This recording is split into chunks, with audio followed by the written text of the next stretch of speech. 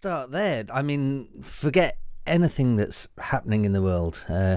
You got a book out. How awesome is that? Are we recording video or just audio? Both. There we go. Yeah, in fact, I've got my copy here as well. Awesome. Yeah, I've got my first book out. It's amazing. Yeah, it's very, very exciting. Quite a strange experience. I'm just going to shut my window because you can hear the traffic. Oh, okay. Yeah. Yeah, so, I mean, is that something you always wanted to do or what? Because I feel like as DJ, producer, creative type people, I think it's always kind of the dream, isn't it? Is to that sort of autobiographical type thing. Yeah, for me, it was writing was a replacement for production, really. When my production career kind of hit a point where I realised I wasn't going to be able to ever turn it into like a proper career. Yeah. I kind of channeled that creative drive into writing. So for me, it's just an alternative to that, really. At what point was that? So I'll say now as well, I'm the world's most useless reader. I have read many books and enjoy reading. I just don't seem to ever find or make the time to get it to happen. So I've read about 30 pages of your book so far. And I've seen people have read it in the first day, which I'm quite jealous of. And read the whole thing in a day. You've got to be quite impressed with that, haven't you? Do you know what I mean? Fair play. Yeah. So I'm going to apologise in advance now because there may be questions that are probably answered by the book.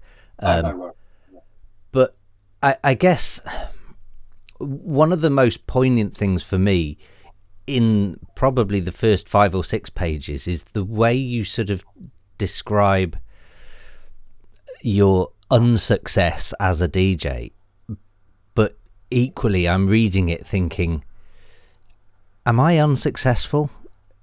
Did I also fail? Because I'm relating so much to the words you're writing.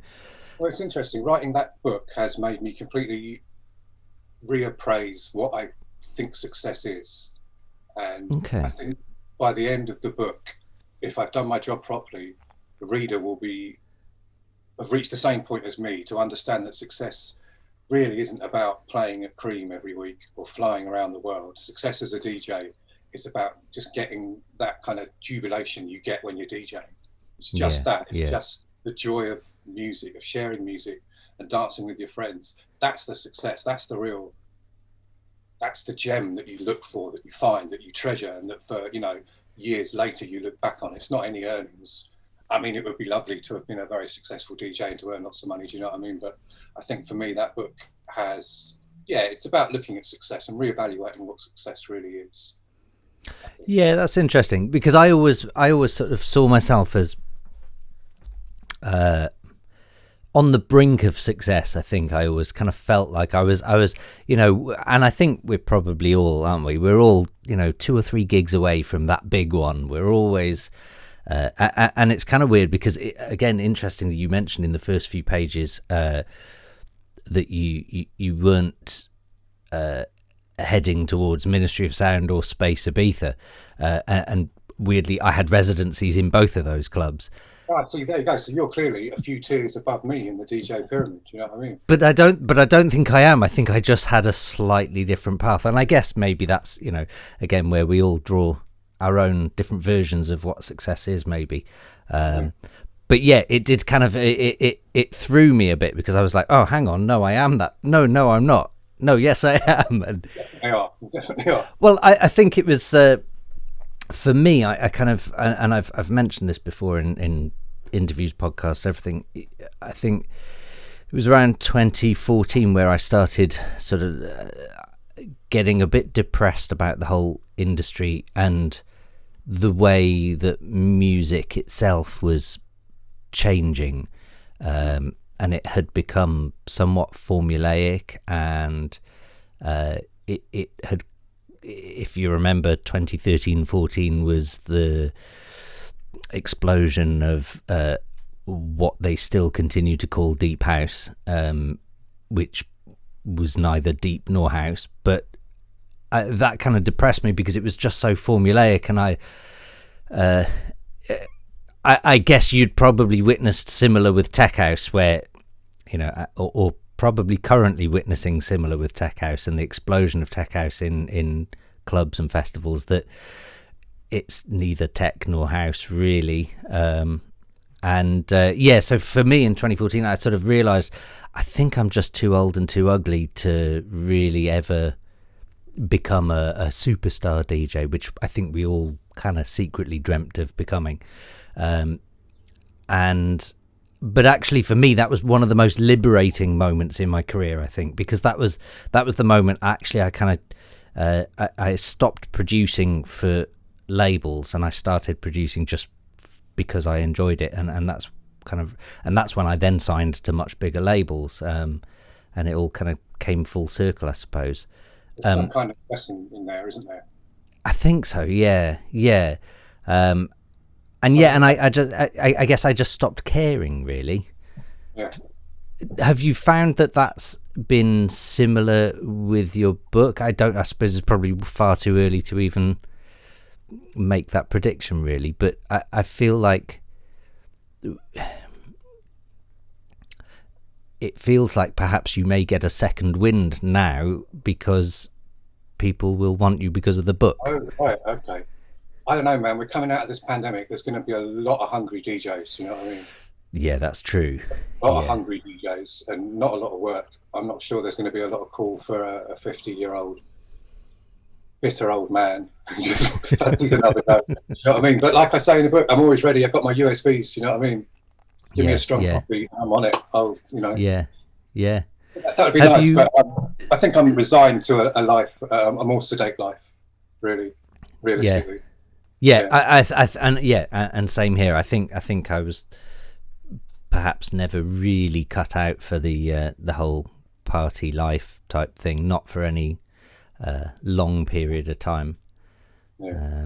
It's kind of I don't know. So how do you define your job now then? So if somebody if you're filling in a visa application or something like that, what do you put down now? I'm a music writer. Okay. That's my job. I'm not a music journalist. I'm not trained. I'm not an investigative journalist. I just write about music, and I write for magazines and websites, and I'm now writing books as well. That's what I do.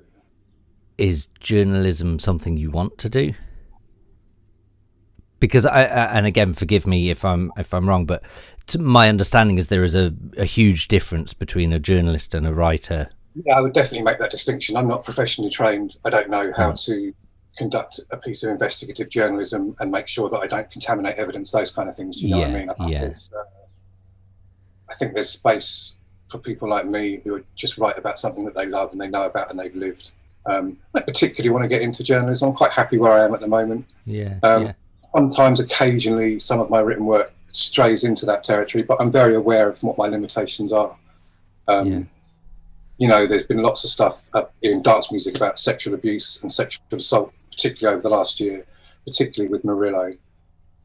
And, you know, I think I wrote about it a little, but I'm not an investigative journalist. I'm not about to start chasing down leads. Do you know what I mean? I think there are professionals who are well qualified to do that kind of thing. And I think someone like me needs to be very aware of what the boundaries are. Do you know what I mean? I'm a music writer, man. You know, I'm quite happy with that.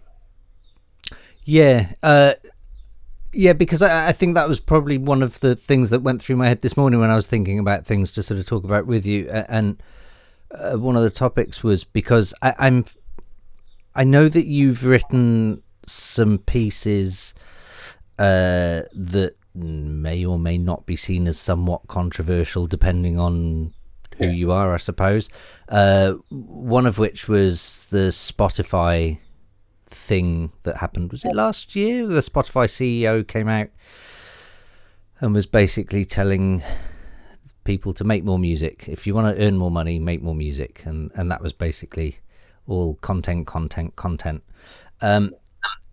And I know you'd written a couple of pieces about that. Am I right? I think you'd done.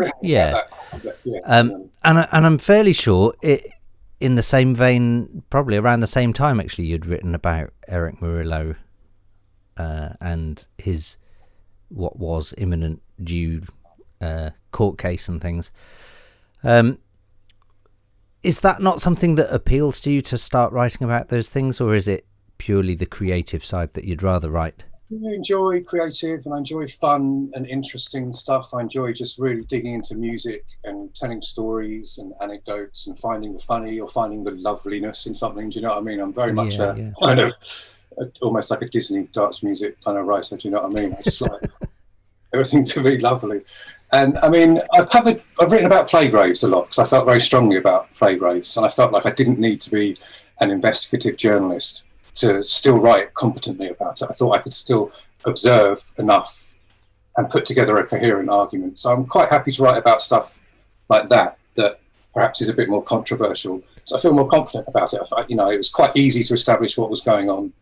There's enough news sources so you can see what's happening in countries where plague raves are happening with regard to the infection rates and stuff. Do you know what I mean? Yeah. A professional journalist to write a good piece about a plague rave. So I'm happy enough to, I just know my boundaries. Do you know what I mean?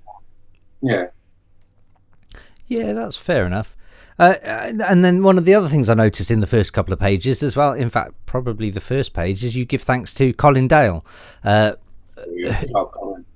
who I have to say is just one of the most beautiful humans that ever lived.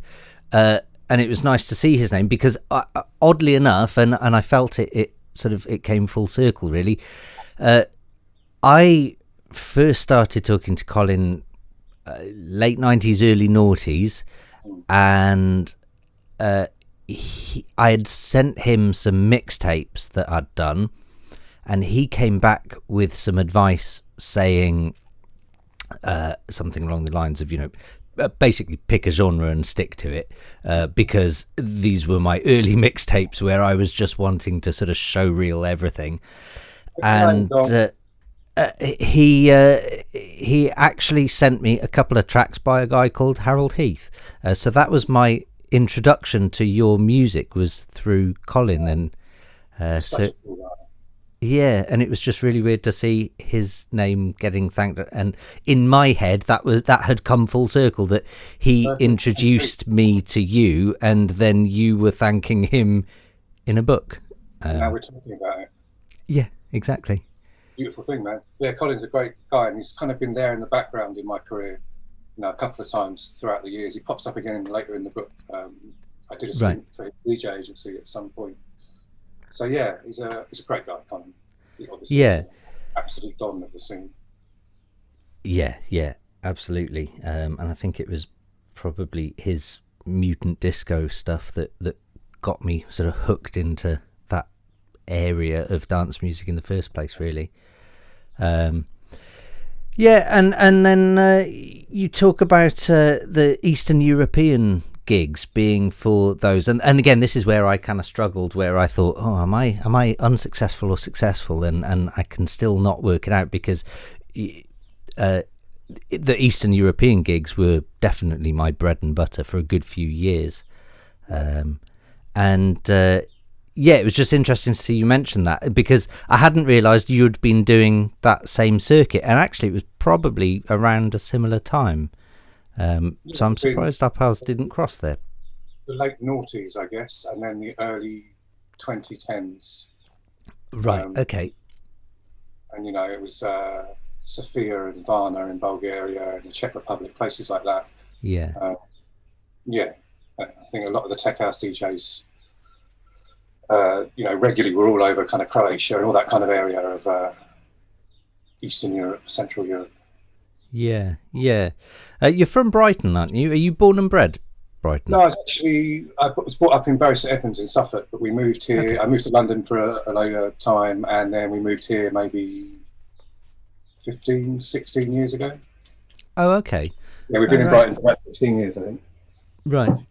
And that's you and your wife, Annie, is it? Yeah. And you've got a son as well. Yeah. Yeah. How do you find the Brighton scene then? Because I've only ever been there a couple of times, and I have mixed reviews. Brighton's great, man. It's got a lot of venues. It caters to every taste. So, and obviously it caters to a lot of, stag nights and hen parties.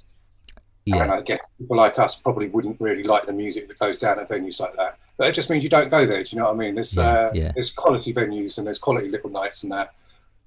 As a 50-year-old man, I'm not going out clubbing every weekend, but if you want it, it's here. Do you know what I mean? Yeah. There's always good live music in Brighton as well. Always good live stuff going on. I love it, man. It's brilliant. Yeah, I think one of my first ventures into Brighton was it was for Jason Fatz, and he was launching a designer clothes brand, I think, or a suit company or something like that.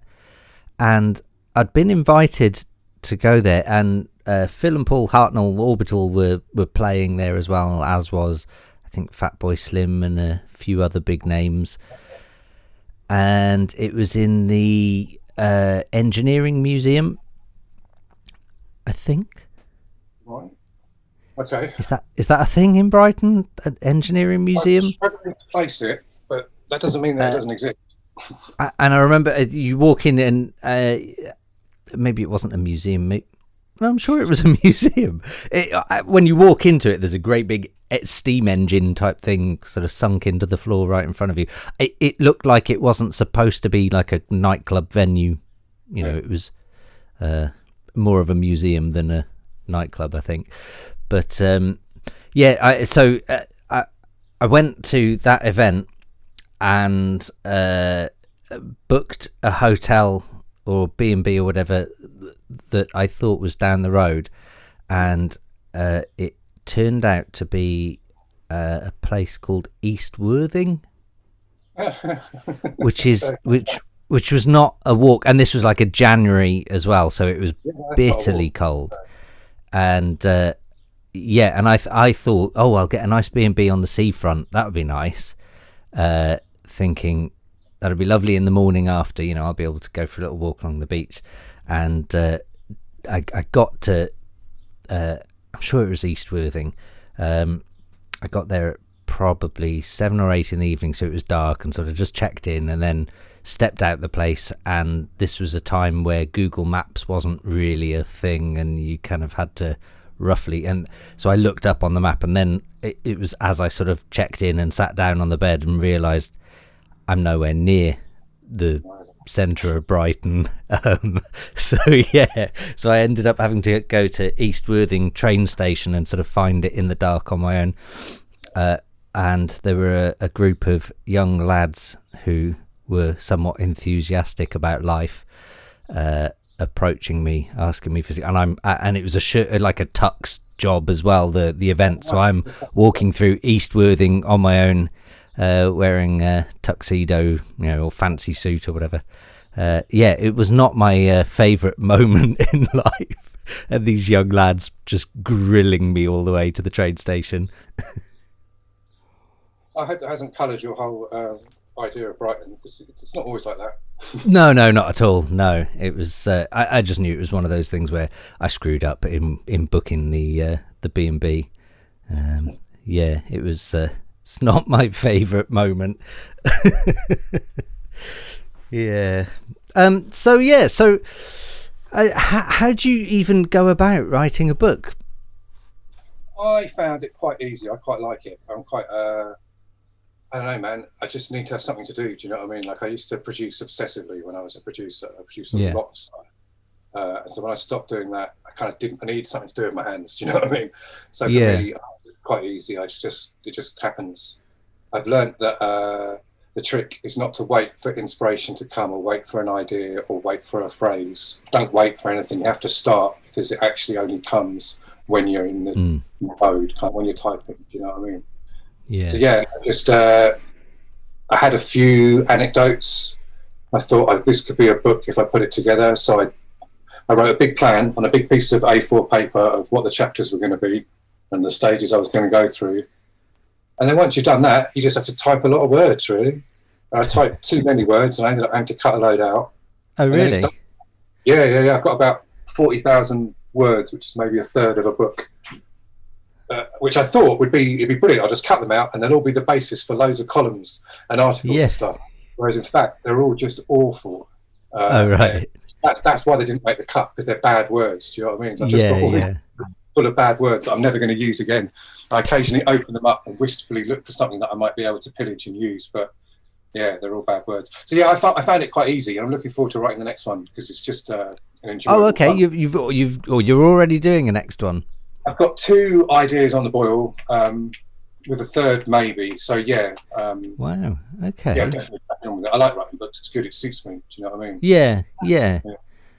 Yeah, that's great. Because I mean, I guess it's similar to music production in many ways. In that, you know, as you say, you've just got to sort of force yourself to do it. And I feel similarly with music production, you kind of need the idea, obviously, in the first place. But once you've got that idea, you then need to sort of set it in stone and go for it, because you can't just sit there with a blank canvas going, oh, an idea will come to me eventually. You know, you need to just try new ideas and try new things and just put things together and work out those combinations that may or may not work, and then eventually you get to a point where you think, actually, I've got the foundations of something here, and now I've set the goals and can get through that. Yeah, definitely. I think that for me, the process of production, often I had an idea of a feel for a song, do you know what I mean, or a certain combination of sounds, or not like a concept, but I didn't have a clear idea of what the riff was going to sound like, and that comes from the actual act of getting involved and doing the thing. So I think there's that kind of similarity, definitely, man.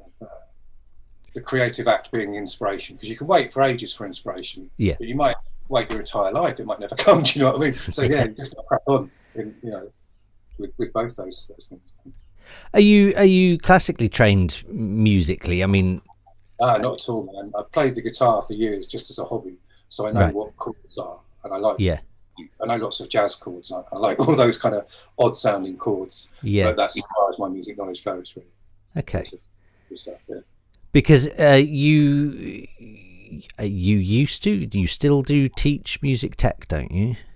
No, I took a course and I qualified with as a music tech teacher, but by the time I'd finished the course, I found I really didn't like teaching. And it's quite stressful and quite a thankless task, really. These kids, they become so important to you, but you realise at the end of the year that you mean nothing to them. You're just another teacher that they can't bother to talk to anymore. And I found it quite a thankless task. And also it's quite stressful. And I think when the Tories are in power, it's not a great time to be a teacher. There's substantial underfunding. Yeah. In taking the teaching qualification, I had to write lots of essays. Right. And that's when I realised that I was just loving writing. I was producing these beautifully written, overlong essays about teaching as part of my coursework, and that was the part I really enjoyed. And that's what got me into thinking I could make a living out of writing, because obviously you find that thing that you enjoy doing. If you enjoy doing it, you can earn from it, and you know you succeed.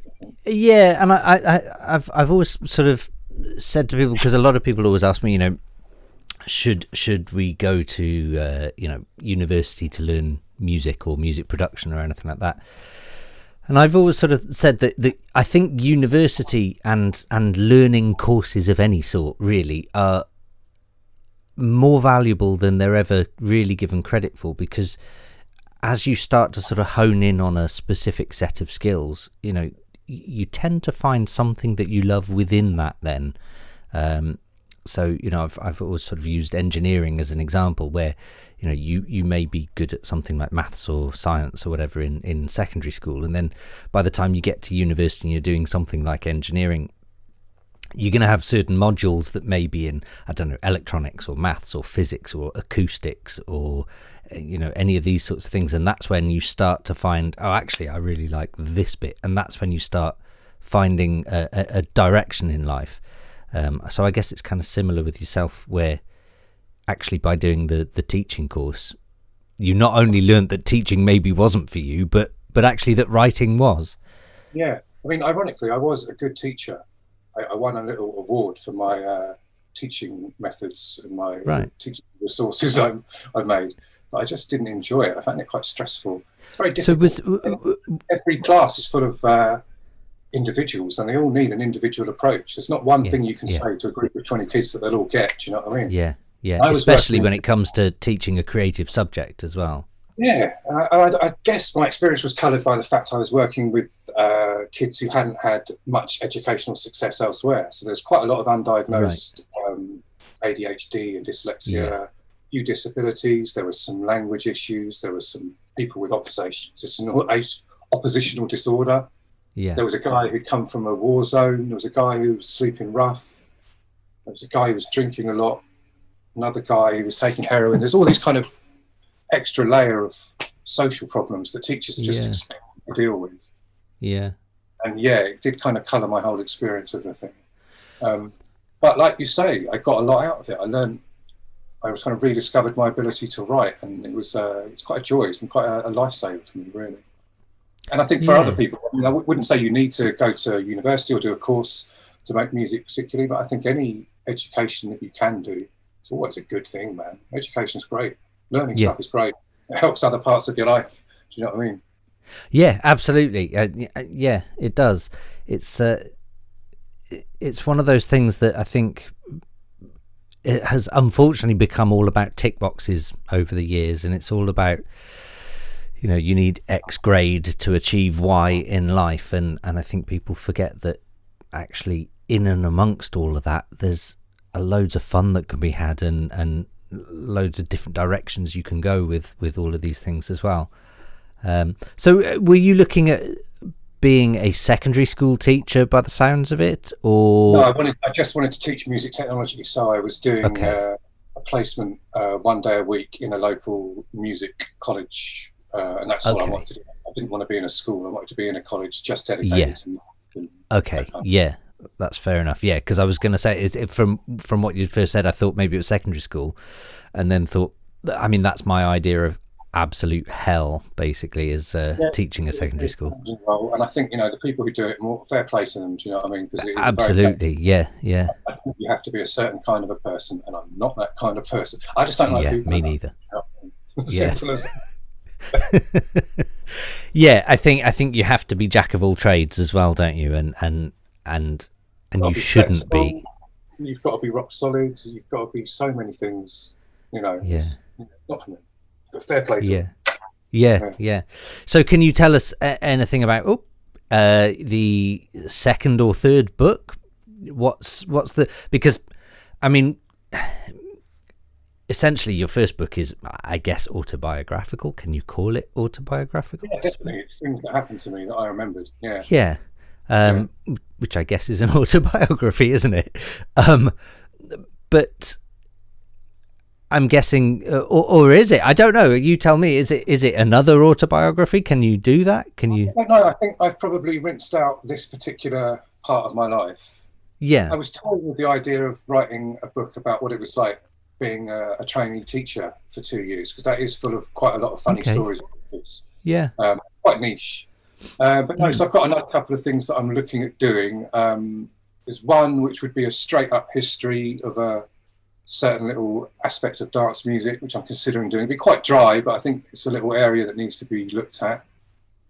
And then another one, I've been thinking about just writing a book about dance music genres, just because I love genres and subgenres. I love the way things continually splinter and develop and are redefined, and then people say, that's not this, that's this. And we all feel so strongly about those genres. They really live with us. They're really real to us and important to us. So I think I could write about that. So that's probably the direction I'm going in. Yeah, that sounds dangerous.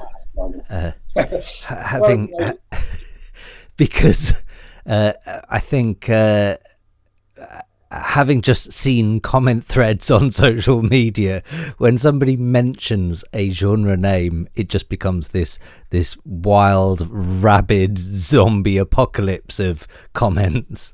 Absolutely, and I think that's interesting in itself. I think the fact that we're so attached to, or we're so revolted by certain genres, I think that's quite interesting. I think. Yeah, that's true. I've never really thought of that, but I suppose it's a how we define ourselves and define what we are and what we're not. You know, I mean, genres are so important, but also I love them in themselves. I love that people invent a new genre. I love it when you can define a new genre and say that's that. That whole process really appeals to me. I like lists, track lists, compilations, filing stuff. Do you know what I mean? Yeah. I love all that. Yeah, that's interesting. Honestly, I've never really given it too much thought, and I've always sort of steered clear. In fact, I think evidenced by my first words about Colin Dale and the fact that, you know, my mixtapes were a vast showreel of everything I love, you know,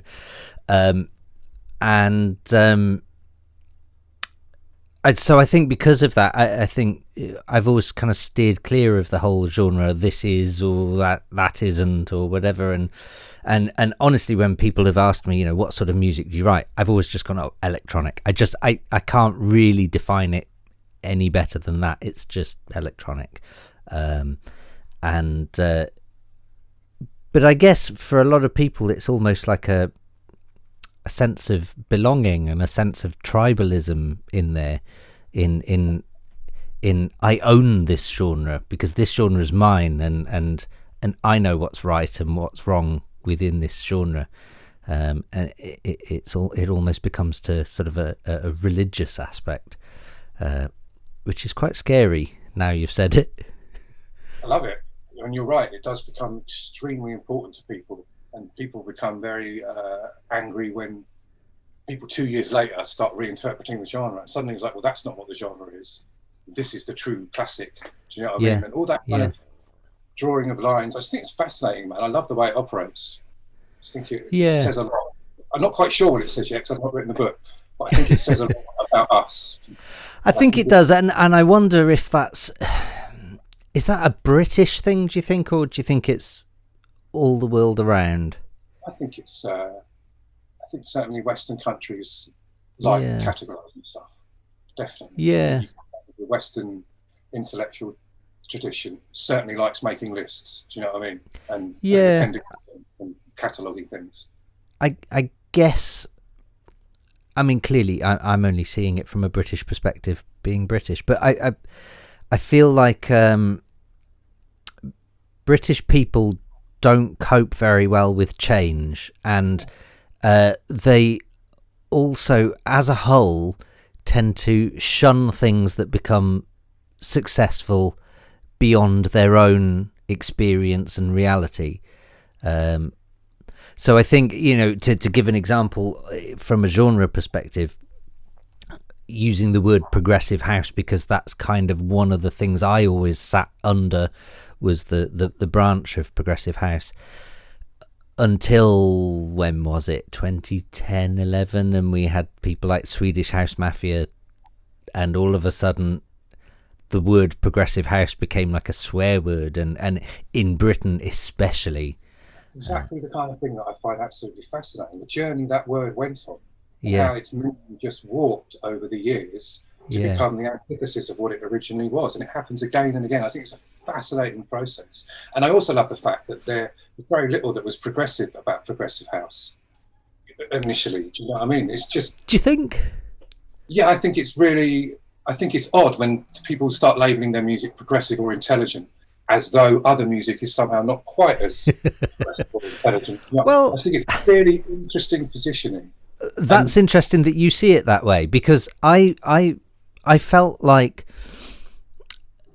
it should have perhaps always been called Progress House, because it was about the progress it made within the constraints of its time frame.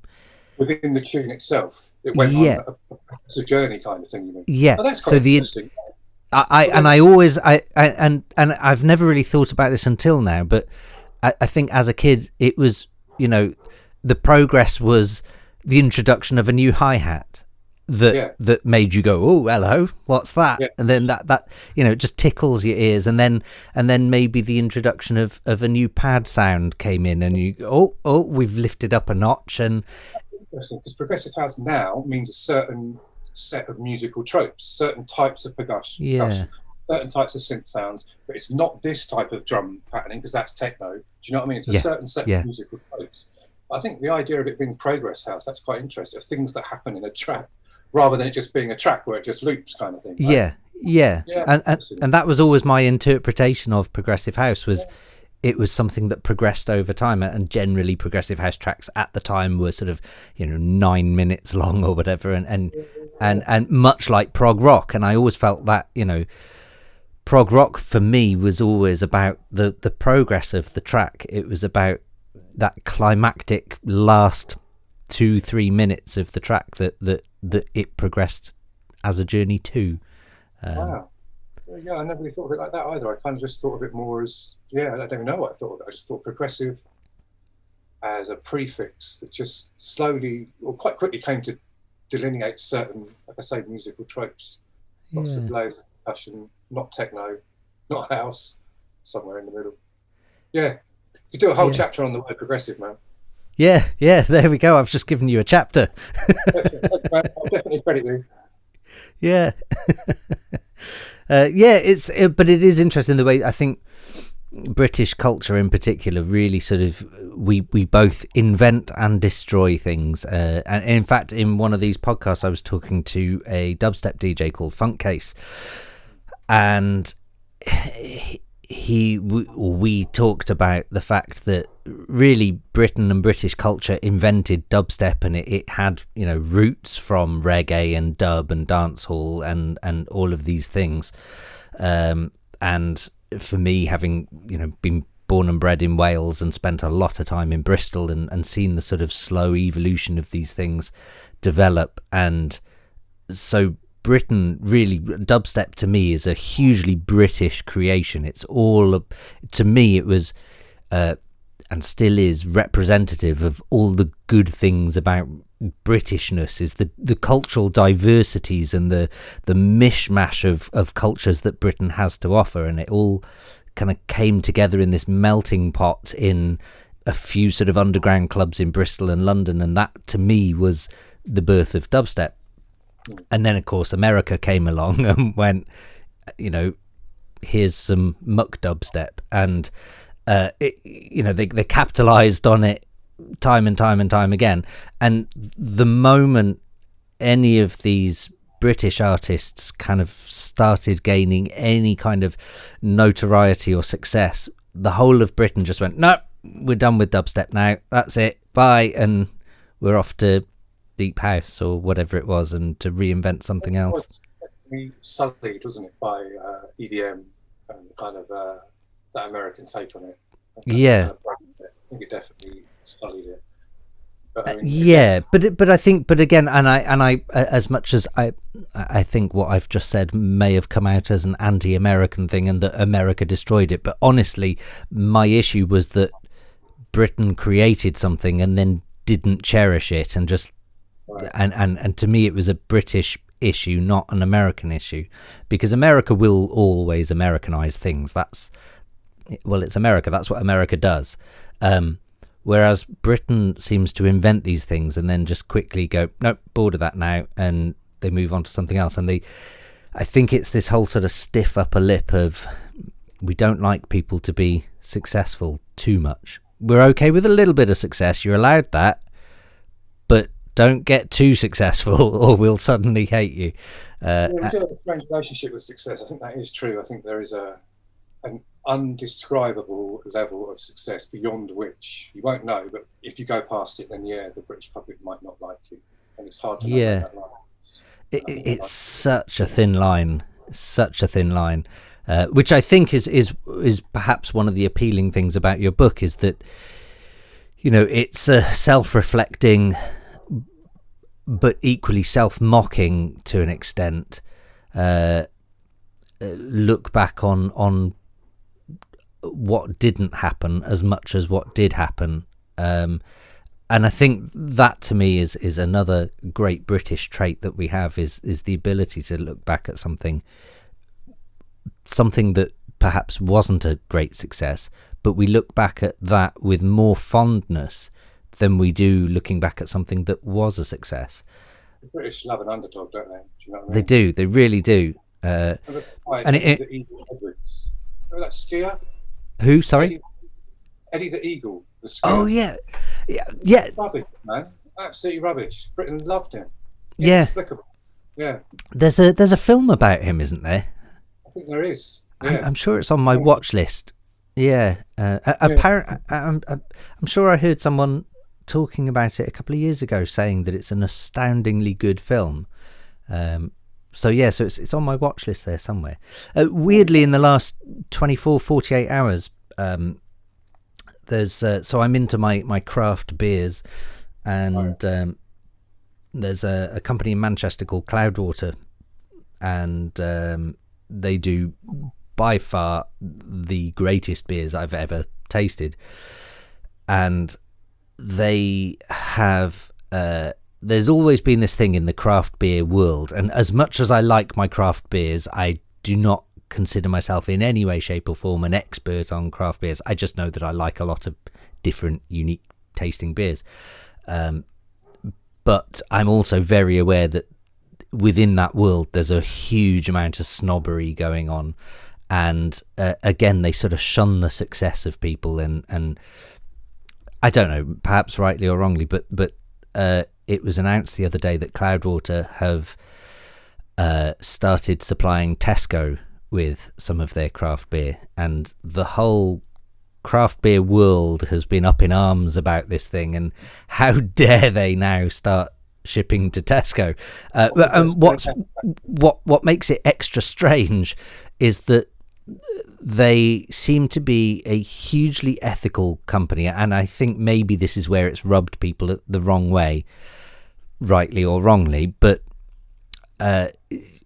they've always sort of claimed that they try to be as ethical as possible, and so they've started launching some beers that will be through Tesco, but they've given Brewdog, a huge brewer, the recipe to brew it. So they're not actually brewing it themselves, they're giving the recipe to Brewdog to get it brewed there, and then that's going to Tesco so that they don't muddy their own supply, I guess. And then, but they're launching this with a 4-pack of beer, which are 4 different collaborations with 4 different small minority run brewing companies. So there is I think I forget which one's which, but I know, for example, there's one called Queer Brewing, which is clearly LGBTQ run company, and there's another one that is I think is a black owned minority, and it's to do with, anyway, they're basically trying to be good, and they're trying to say, here's these 4 beers that are from brewers that would have not otherwise been able to gain a platform in somewhere like Tesco. So we're doing a good thing in collaborating with a recipe and getting their name, and they get the profit, and we're not making any profit from this, and neither are Brewdog. We're doing it for the good of others, and those 4 independent brewers get all the money. And yet somehow that's been seen as this terrible thing, and the whole world has just gone crazy in the world of craft beer. And it just seems like just such a typically British reaction to a small sniff of success. I wonder if it's a typically social media driven reaction. It could be. It seems to me social media provides the structure for us to become really angry at something and then adopt a really polarized position about it. It seems that it encourages us to adopt polarized positions and provides a structure for us to then become more rooted in those positions and to become really angry about it. And it feeds us with a little bit of serotonin or whatever drug it is that you get from a like or an engagement. Yeah. Stuff, encouraging us to repeat that kind of behaviour. So maybe it is a British thing, but maybe it's also just that terrible modern malaise of the way social media unfortunately brings out the worst in us in terms of our narcissism and our neediness and our need to be part of a tribe and to be right about things. Yeah, that's depressing, isn't it? How do we get past that? Because I like social media for being social.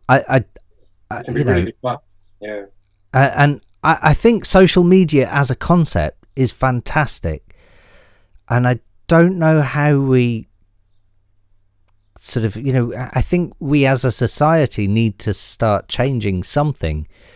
I'll tell you what I think, if you want to know. I interrupted you then, but that's because I've kind of got an idea. I think the first thing that you need is that everyone who uses any social media platform should be required to register with, like, some kind of proof of ID. You shouldn't be able to hide behind a false identity and then be able to abuse people, because people can literally, I could follow you on Twitter now with a false account and abuse you until I get blocked and then start another one. And I could do that for the rest of my life until you die. Do you know what I mean? Yeah. And as long as I keep within the law, I can get away with that.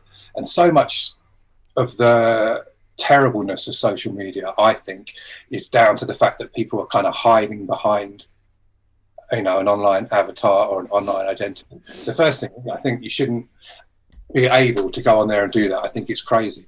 And I also think that the media platforms have a responsibility, in the same way that the BBC do, to not have certain stuff on their site. There are certain ideas in society that just aren't okay. We don't have them on the BBC because they're not okay, but you seem to be able to have them on YouTube or Facebook, and that's nonsense. So I think we kind of jumped into this social media thing without giving a thought to regulation, and now they've become so powerful, they're above regulation and they need to be regulated. I know it sounds really boring and a bit reactionary, but we just went in a bit too quick, and we can see the problems, in the rise in anxiety in young people, for example, related to social media.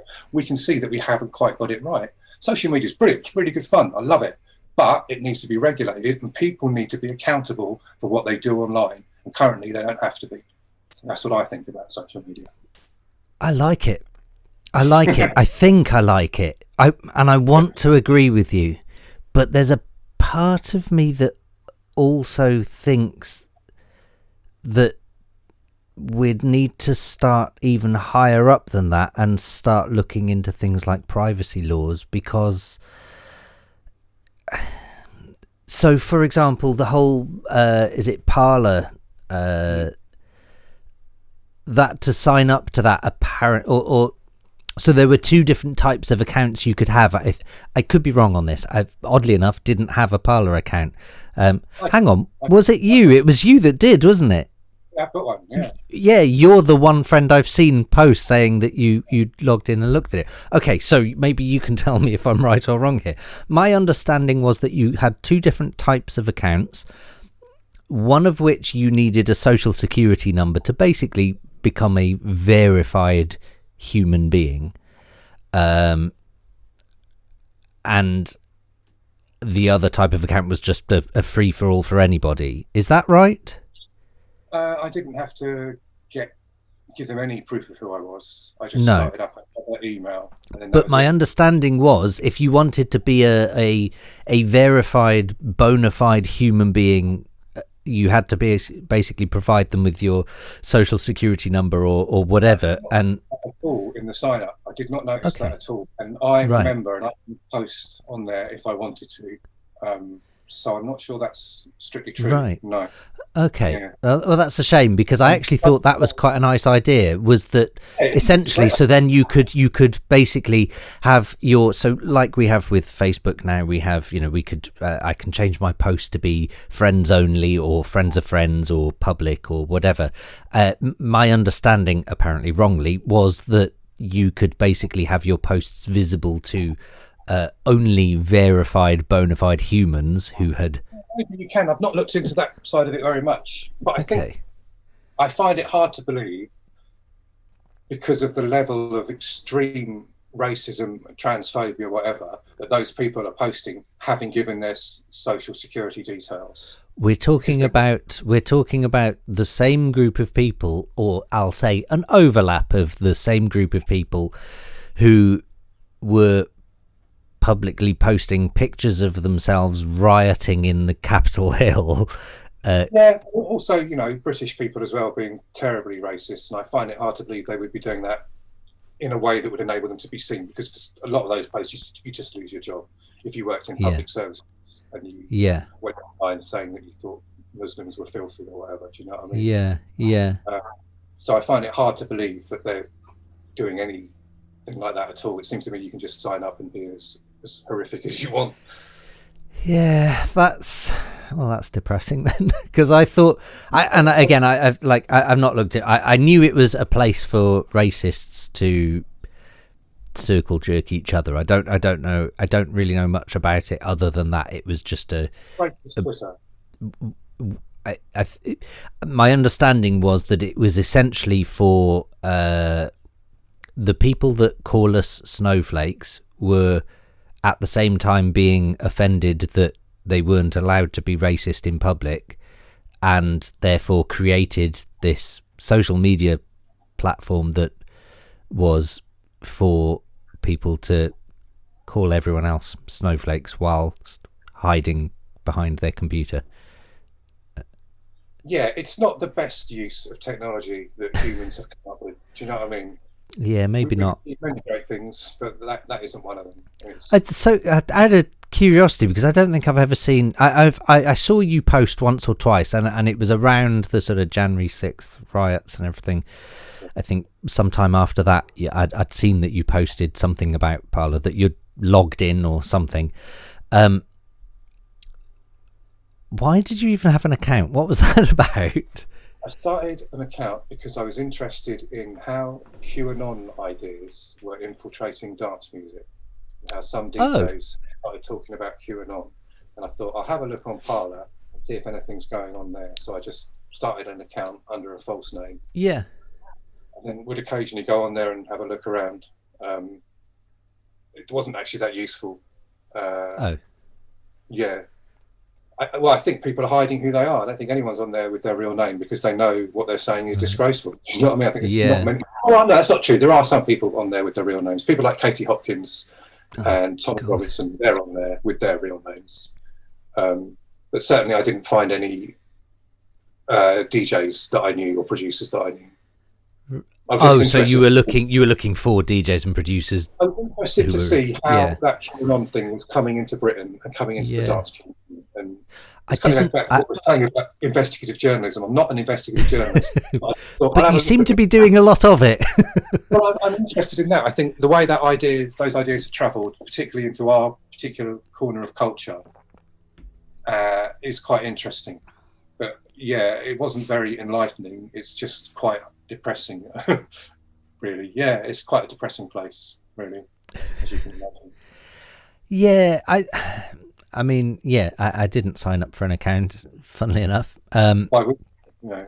And I've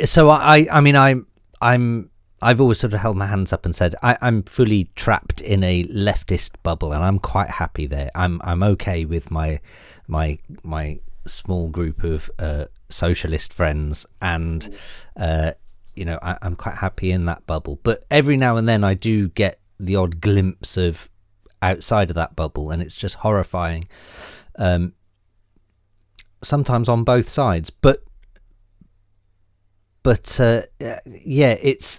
I didn't realize that the QAnon thing had even come over. I mean, I was aware that there were going to be a very, very small fraction of British people who believed conspiracy theories or whatever, and therefore fell into the QAnon thing, but I hadn't realized it had really had any traction, and certainly not in the dance music scene. I didn't realize that. I didn't realize there were any DJs, producers who were really into that. The thing about that QAnon thing is that it can just mutate. It can take any new piece of information and it can just suck it in, and it can become part of the conspiracy. So I think there was some crossover with anti-vax, anti-mask, anti-COVID trains of thought. I think there was some general distrust of authority and distrust of science that linked in with those QAnon ideas, particularly in the more ironically hippie parts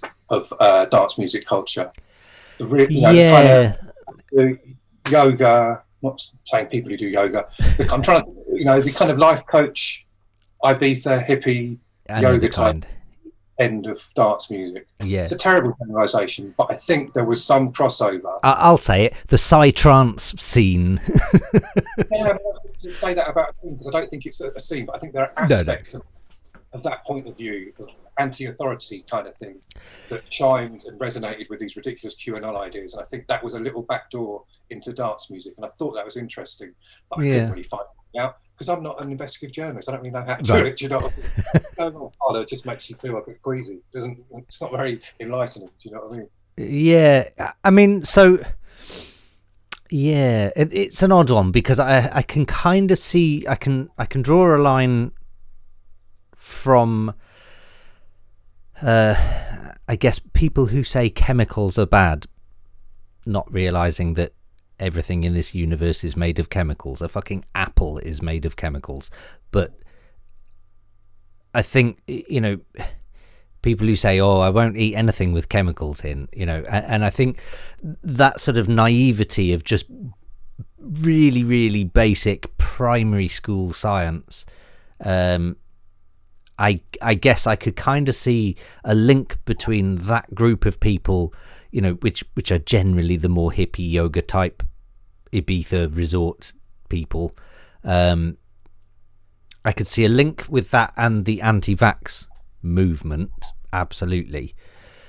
But the QAnon thing to me was an odd one because it was my understanding, and again, I've not looked into this, but my understanding of the QAnon movement was essentially there was a group that were never really named apart from a few random Hollywood celebrities. I think Tom Hanks was named amongst a few of the crazy leftist paedophiles, Satanist, you know, who would drink the blood of babies and do all of these things.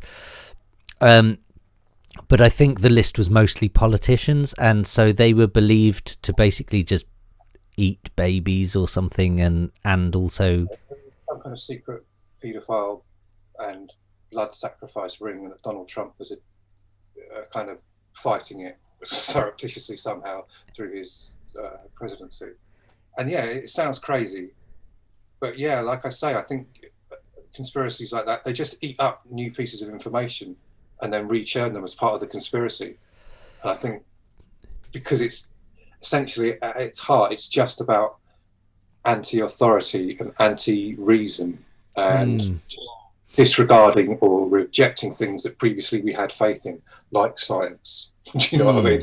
I understand why, you know, a lot of people have been let down by politics over the last couple of decades. You know what I mean? I do understand why there's been a move to the extreme, but yeah, and I think the communication of science has always been something that's perhaps the mainstream media have not handled very well, you know, where, you know, for example, you know, drinking alcohol is bad for you one day and then it's good for you the next day and then it's bad for you again the next day. And we do have this sort of, it's an odd thing that actually that is good science. That's good science at work. And I think if you come from a scientific background, you understand that science is all about correcting itself. It's all about discovering new information and then discovering more new information that actually then says, no, actually now this is wrong. And then perhaps a year later discover more new information that goes, actually we were right in the first time, you know. I think people find that frightening, and I think a lot of people have found the last couple of decades frightening, particularly with the increase in information that we all have now on our phones. And so I think conspiracy theories that are big unifying theories are really comforting, man. Do you know what I mean? Because you can just, like I say, you can bung anything into it and it'll explain it. Do you know what I mean? I'm not doing that work with conspiracy. I think people are really taking solace in conspiracy theories. It's I think that's the bit that I've always struggled with, is I've never really understood how people find solace in just being told an answer without any evidence or without any explanation. It was just, I don't know, it bothers me. It strikes me as an odd thing, and I don't know how we as humans are able to sit there and go, oh yeah, fair enough, okay, oh I see, yeah, it's left-wing politicians eating babies, that's okay, move on. Do you know what I mean? It just it doesn't happen like that. I think it's a slow erosion. I think it's a journey you take to get to that point, you know what I mean?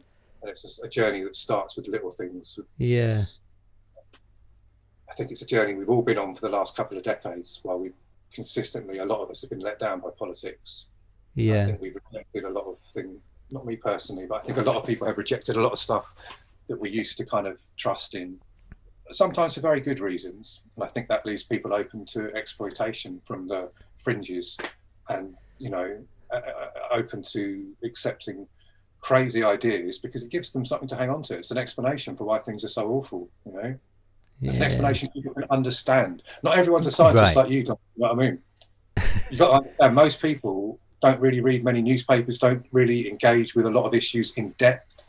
Do you know what I mean? Not everyone does that. A lot of people walk around not engaging in depth with issues. They've not got time, man, you know, and that's not their way. Yeah. I think it's not, you know, it comes down, you know, I think if you're not engaging with things in depth, then a big conspiracy theory can be really comforting. Yeah, I'll take your word for it. I just struggle. I can't quite get my head around that corner. That people are still into religion. Do you know what I mean? It's really comforting, isn't it? And it's a nice, big, unifying theory. Explains everything. Don't worry. You know, it's, and there you go. You don't have to have an existential crisis. Yeah. See, I never understood that, and I remember very, very early age in being told, you know, God created Earth. Blah blah blah blah blah. I assume it must have been first year at school. I must have been told that, because that's where religion entered my life. My parents were never religious, and I remember being told, you know, God created everything, and my very first question was then, well, who created God? And so it wasn't an answer for me, and you know, the very first answer just came back to another question, and it just didn't solve it in my head. Catholics have got an answer for that one. I can't remember what it is, but they've got an answer for everything, man. Who have? The Catholics. Oh, right. Oh, okay. Oh, I'll ask them then. Yeah. Ask the Catholic, I'm sure. You know, I'll ask the Pope.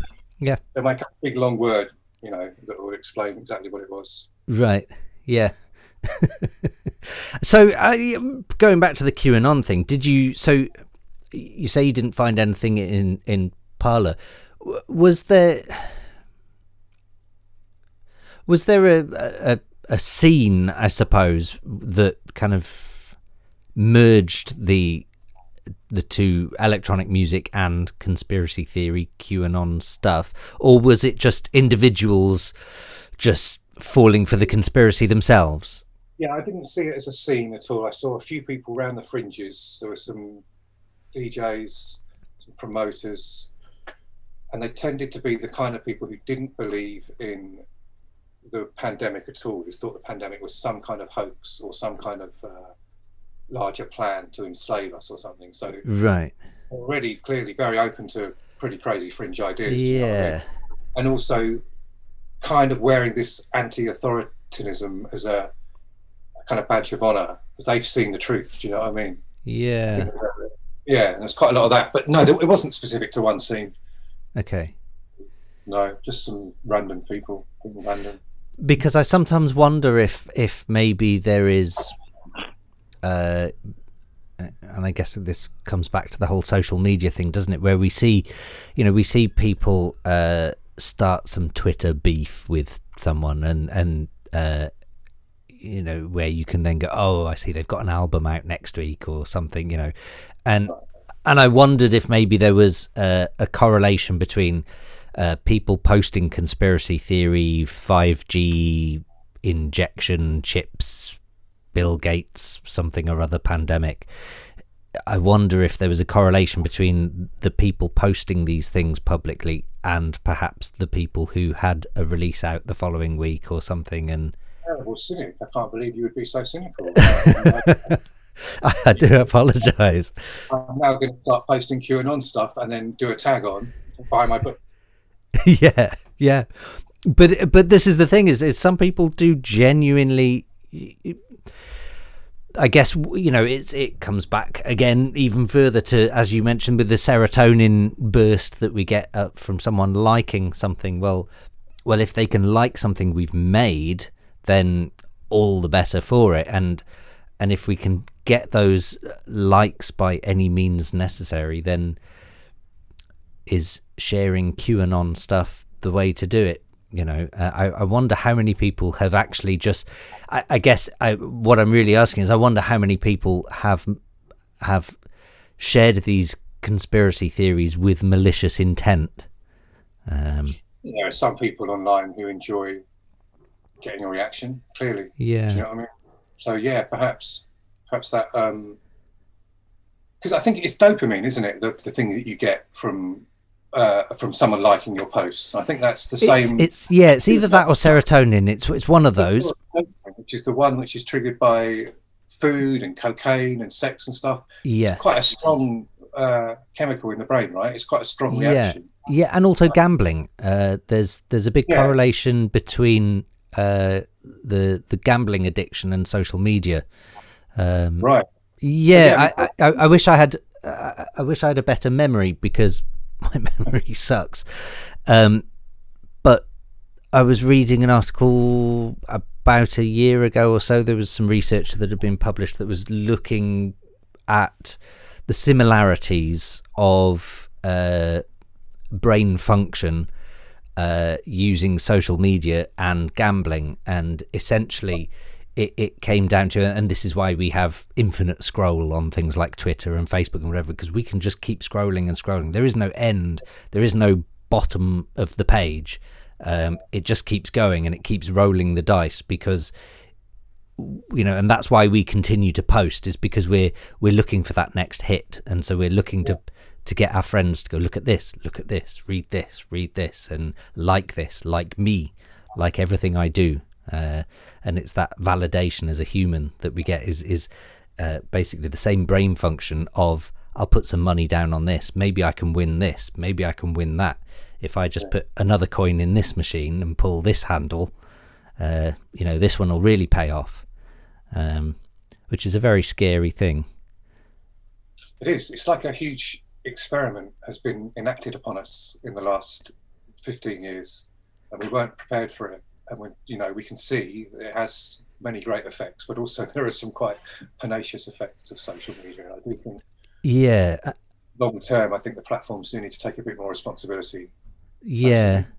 And I don't know how they do that without government intervention, to be honest, because the government got regulations about TV and radio, for God's sake. You can't say anything on TV and radio. There are very clear lists, guidelines about what you can and can't say, and what you can and can't broadcast. Do you know what I mean? I don't see why social media companies are somehow above that, simply because they're slightly different. It just means we have slightly different guidelines. Guidelines are good. Do you know what I mean? There's nothing wrong with having some guidelines. If you don't have guidelines, then people can just post Nazi stuff up on Facebook all the time. Yeah. Away with it, or whatever, Yeah, and it does seem take responsibility for it, do they? Yeah. Yeah, and I guess writing a book, you've there are things you can't do and can't say, and segue, absolutely, yeah. Do you know what I mean? You can't fill a book full of racism. Yeah, there are laws against this kind of thing. Do you know what I mean? Yeah, yeah, or even the things like libel. I know that there are differences there as well, aren't there? In social media, you can, I could make a post saying that David Cameron fucks pigs, and that's somehow acceptable. Whereas if I was to go on BBC News and say, well, did you know David Cameron fucks pigs? I think a few people would have something to say about that. Not least David Cameron. I don't know how the law is different, but I do know that, my opinion, it does need to change. It seems to be that there is an odd setup in that these platforms have such a huge influence on our lives. Facebook, took a part in the Brexit vote, for fuck's sake. Do you know what I mean? Yeah. Are we allowed to swear on this, Dom? I think I've been quite good on not swearing. Yeah, of course. No, say what you want, do what you want. Clearly, some kind of regulation intervention is needed. Do you know what I mean? They're not. I don't quite understand how they got away with it for so long. It's the same with music. It's the same with YouTube, and the way that they, for years, just posted. You could put people's music on there, and there was, my music was up there. I didn't get paid for it, and there was nothing I could do about it except go on there every day, find it, and then contact them to take it off. Yeah. Imagine if the BBC did that. Imagine if you had to contact them to get them to take off something that they shouldn't have put up there in the first place. Yeah. It's bizarre. Yeah. It is an odd thing, and I don't know. I guess because I think the institutions really just ignored the internet as a whole, didn't they? As a method of communication, it just wasn't seen as anything other than direct communication to individuals. So you could email one person. Great, that's not going to help me as this multinational corporate company. And it just seems odd that, we're now, 35? Yeah, God, are we... 30 years, I think. How long's the internet been around? About 30 years, I think. 30 years, but I think we all got into social media sometime in the noughties. I think that's when most people kind of switched from reading books and newspapers to going online a lot more. Yeah. People at different times, but I think in that period there was a large move away from a lot of stuff just to being online and just to looking. Certainly the move from print media to digital media was very rapid, and that was sort of probably not much longer than 10 years ago, I suppose. But I think by the time that happened, the companies like Facebook were already so vast that they already had, the fingers in politicians' pockets, and the regulation was never really going to happen. And I don't know how we as a society combat that now, because as you just said, the Facebook had a huge hand in things like Brexit, and they would have and could have only done that if the politicians let them do it. And the only way the politicians are going to let them do it is if the politicians stand to gain from it. And I think the way it stands at the minute, the majority of politicians in every country, in every part of the world, stand to benefit more from social media than they stand to lose. And therefore they will always be on the side of social media. Yeah, I don't know what to do about it. I just know, I think more and more people are waking up to the fact that they are having a bad influence in lots of areas of our life, in our personal mental health, but also in the way politics and democracy works. I think inevitably, if you get a big enough grassroots reaction against that, politicians will have to act. And, it'll never be enough, because it never is. But it might be that you get some concessions. It's a journey, isn't it? Politics is always a journey. You never get what you want. It's a constant campaign. I guess so. Do you know what I mean? Because the other side are going to be constantly fighting as well. You never get to win. You never get what you want. But you can hopefully push things in the right direction in your lifetime, I guess. I hope so. For our children's sakes, I genuinely hope so. It's interesting. I guess it ties in with I think for people like you and me who have somewhat of a platform to be able to inform our peers of things that are happening in the world. I think I honestly do feel like sometimes we have a huge responsibility to be just very, very careful in what we tell our peers and teach our peers, and because that will inevitably come back to us at some point in the future. But yeah, and I guess the start of that is our usage of things like social media. You're right. It kind of does seem to be sucking the fun out of it slightly, but there is a responsibility. I think you have to. I think you've got to act in the, try and create the world you want. You have to kind of be the change you want to see. Do you know what I mean? Yeah. So you have to act in the way you want other people to act, I guess. Like you say, it's a responsibility. Yeah, but it's the same in real life, isn't it? We've got a responsibility how we interact with citizens in day-to-day life. There are rules and guidelines for acceptable behaviour. We all know what they are. And actually, I wonder if actually maybe our children's generation will be different in so many other ways that we perhaps don't envisage right now. For example, human interaction for our generation is meeting someone in the pub, whereas human interaction for our children's generation is adding someone on Snapchat. so I guess perhaps we can hope that their generation will maybe not be quite as trollish as our generation, because they'll see that as normal society, and then they'll want to create a normal society. They'll react against their parents. They won't want to be like us, so they won't be squabbling online because they'll just see that as a really lame thing their parents did. Yeah, that's true. To argue with people online about politics. How lame is that? Yeah. I know. When I played a gig in London.